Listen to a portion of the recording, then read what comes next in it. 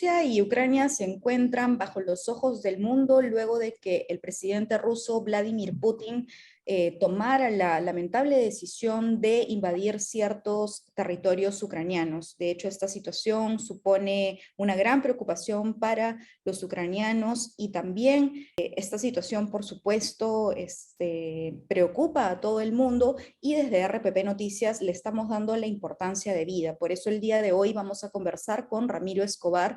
Ramiro es internacionalista y también es profesor de la Universidad Antonio Ruiz de Montoya. Con él vamos a intentar comprender qué ha ido pasando en los últimos días, porque han sido acontecimientos que se han sucedido muy rápido, y también tratar de un poco ver qué se nos viene en los próximos días. ¿Cómo estás, Ramiro? Bienvenido.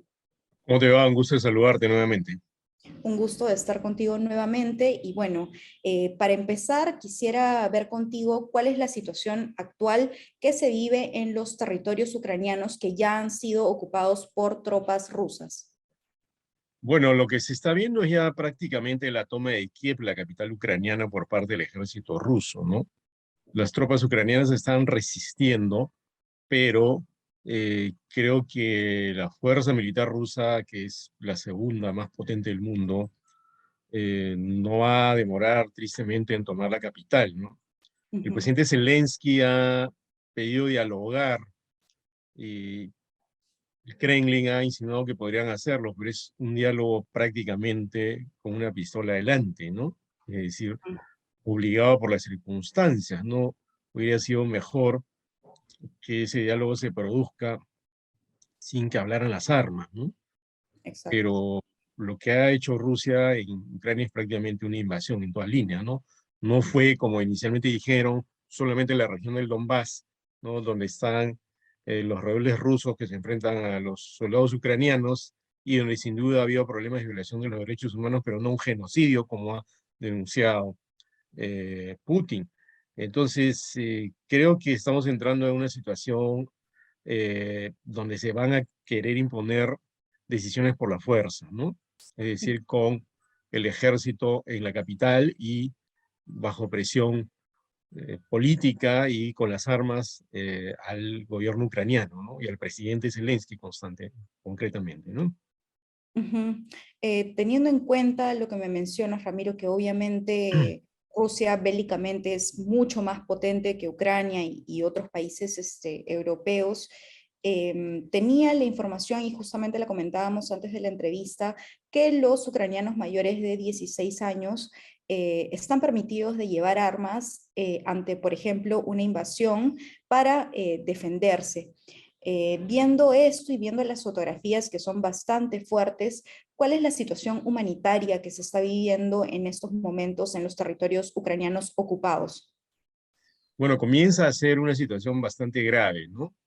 Eh, Creo que no es posible que desconozcamos las consecuencias de una guerra que siempre son brutales, ¿no? Siempre son eh, situaciones que hieren a la humanidad en su conjunto y concretamente un pueblo, ¿no? Lo que Zelensky ha hecho es básicamente eh, hacer que el pueblo se movilice para defender Ucrania y por eso su frase de hace unas horas nos han dejado solos. Bueno, lo triste es que la OTAN no puede enviar tropas a Ucrania porque Ucrania no es parte de la OTAN. Exacto. Eso además agravaría el conflicto, ¿no? Ujú. No sé si la palabra es que eso sea triste, sino que sería algo que se requeriría si es que Ucrania formara parte de la OTAN, pero de todas maneras también agravaría la situación. Entonces, al decir que las personas mayores de 16 pueden tomar las armas, prácticamente está llamando al pueblo a movilizarse. Ya lo había dicho hace un par de días y creo que esto se hace porque es consciente de la enorme superioridad del aparato militar ruso que solo podrá ser enfrentado con un pueblo movilizado. Y creo que lo que puede ocurrir a continuación es que eh, si Rusia finalmente, como va a ser probable, eh, lo que hace es tomar militarmente Kiev y derrocar al presidente ruso, ucraniano, perdón, y obligarlo a capitular y a firmar un acuerdo o poner un presidente prorruso, lo que va a pasar a continuación es que puede haber una guerra de guerrillas en Ucrania, ¿no? por grupos armados que empiecen a atacar a los ocupantes rusos, y eso podría provocar un desastre humanitario aún mayor, ¿no? Una cosa terrible. Ujú.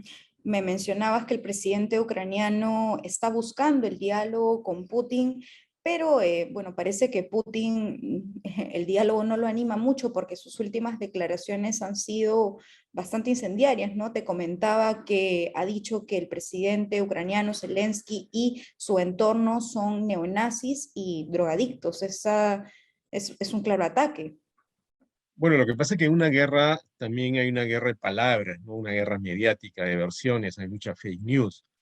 Sí. Y creo que los insultos, las versiones hiperbólicas sobre una persona comienzan a cundir porque son parte de la batalla, ¿no? Por ejemplo, también ha dicho que quiere desnazificar Ucrania cuando no hay ningún indicio real, son palabras mayores, ¿no? Que haya un régimen nazi o neonazi.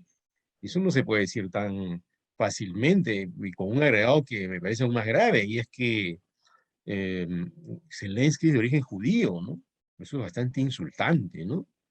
Y Ujú. además tampoco hay un genocidio comprobado. Un genocidio es la actitud deliberada de eliminar a una etnia, a un pueblo, con una planificación muy detallada, o como lo ocurrió en Ruanda, ¿no? Una especie de destrucción de una etnia, un pueblo, y eso no se está produciendo en Rusia. Evidentemente sí hay enfrentamientos, hay hostilidad contra los prorrusos por parte de las autoridades ucranianas en la región de Lugansk y Donetsk, pero un genocidio es un fenómeno mucho más violento y que yo creo que no hay ningún indicio que se esté produciendo, ¿no?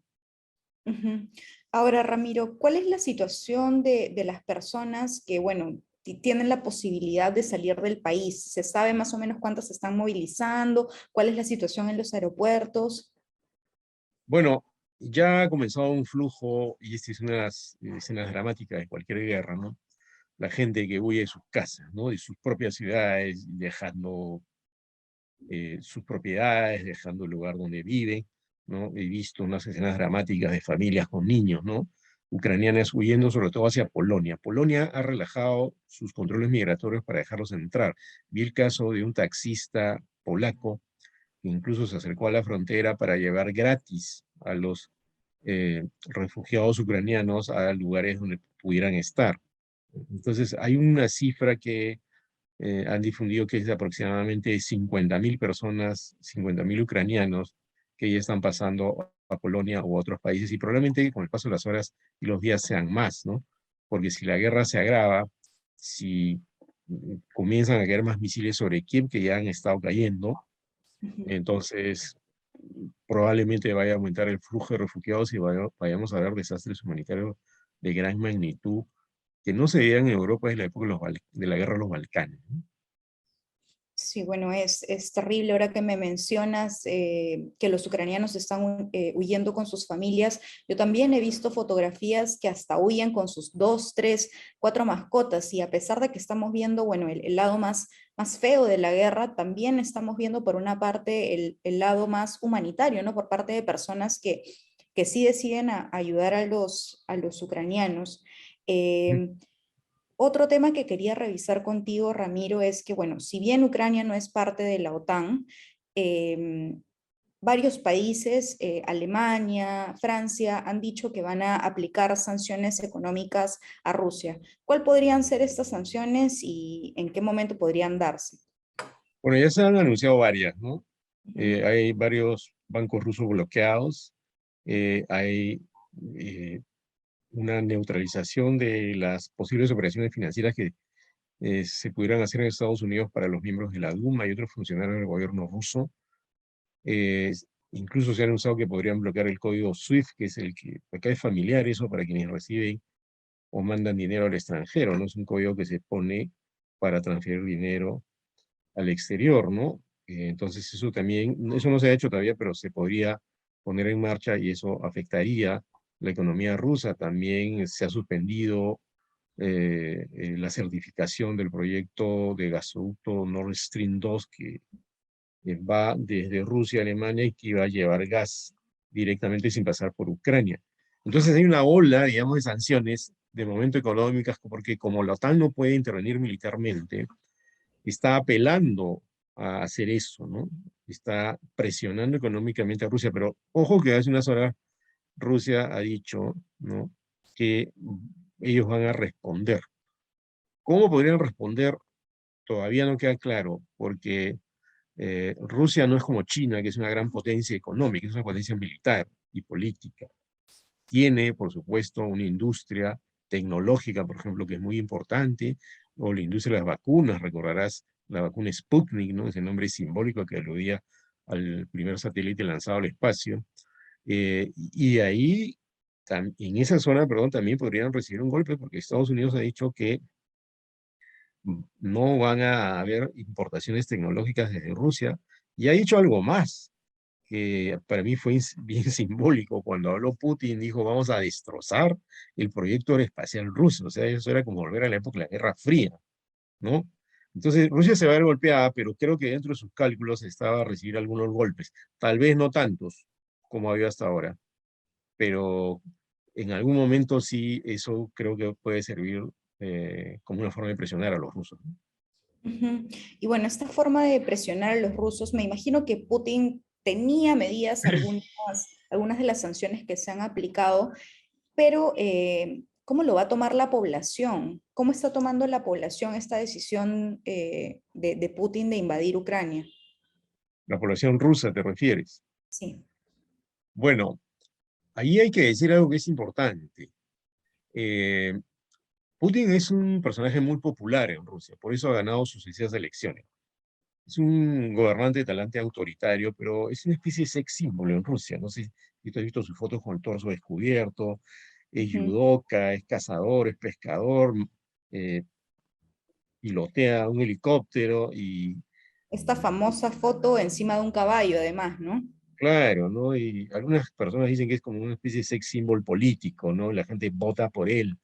Y además es verdad que desde que está Putin en el gobierno, ya sea como presidente o como primer ministro, estuvo un lapso como primer ministro y había otro presidente, Medvedev, pero es alguien que tiene un fuerte arrastre popular, ¿ya?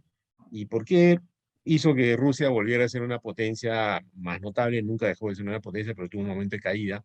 Pero Rusia con Putin es como un nuevo eh, país, casi como la Unión Soviética, pero no es ya la Unión Soviética. Y es más, él ha dicho que le parecía un error que cayera la Unión Soviética, que estaba de acuerdo con que cayera el comunismo, pero no la Unión Soviética. Entonces, todo esto hace que la población rusa eh, lo apoye masivamente. Hay mucho nacionalismo ruso, pero ojo, que también hay disidentes. Se ha visto protestas en Moscú y en otras ciudades contra Putin por la invasión de Ucrania.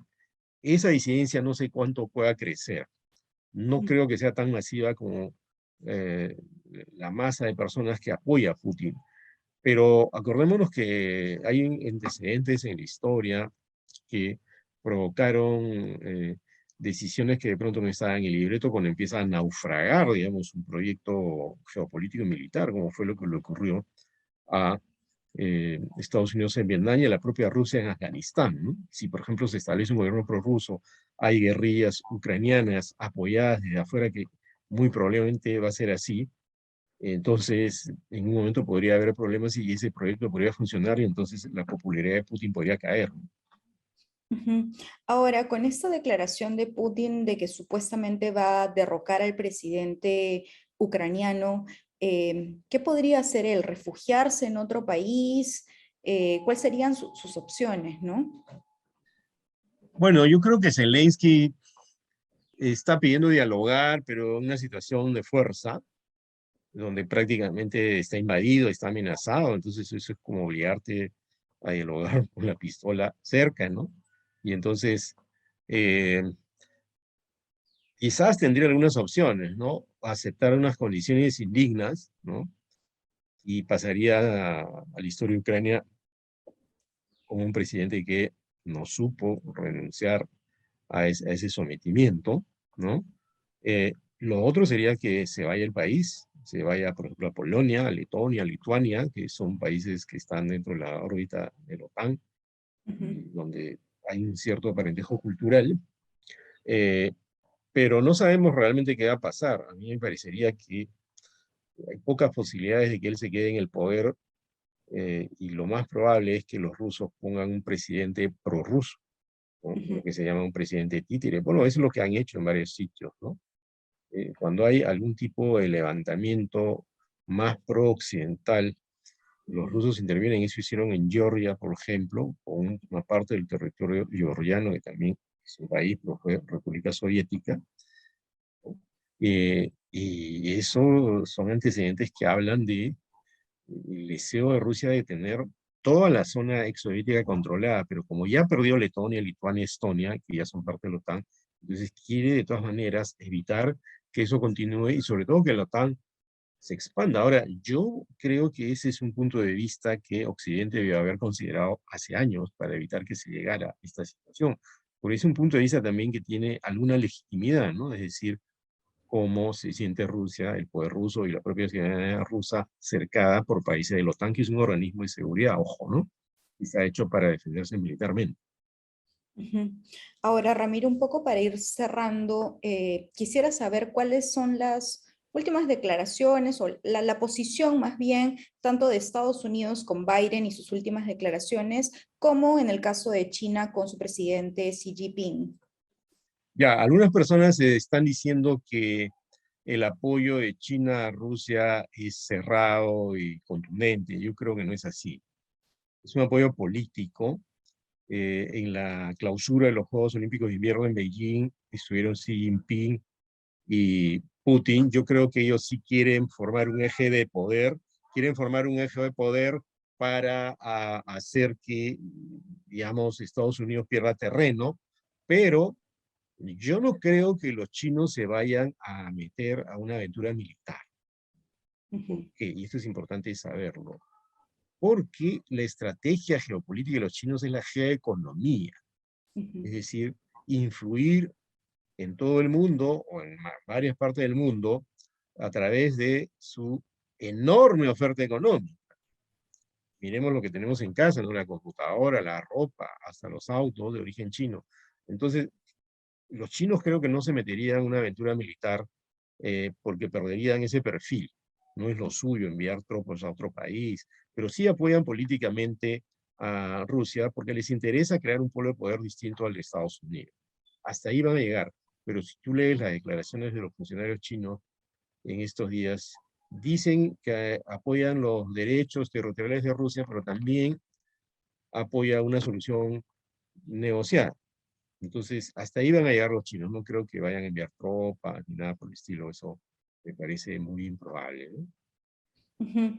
Y en el caso de Estados Unidos con Joe Biden, yo recuerdo esta declaración de hace 2 días que, bueno, él declaró por la noche que se iba a poner a rezar con su esposa.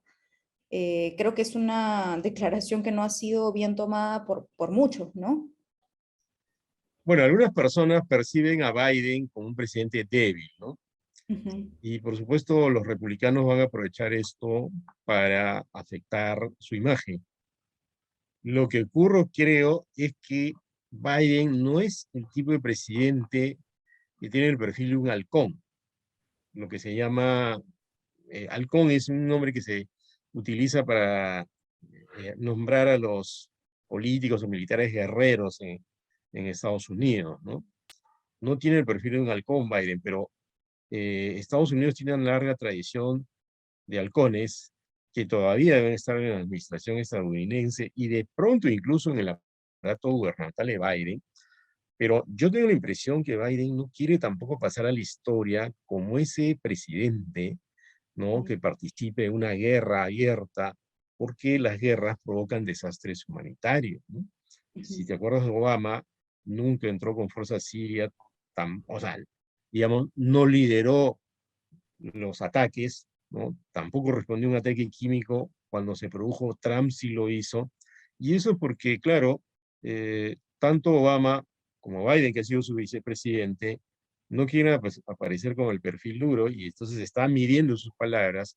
Pero claro, existe una disciplina que se llama la comunicación política, entonces que alguien tan poderoso como Biden diga, vamos a rezar, suena como, por favor, alguien decía por ahí, avísenle al tío yo que tiene una llamada, ¿no?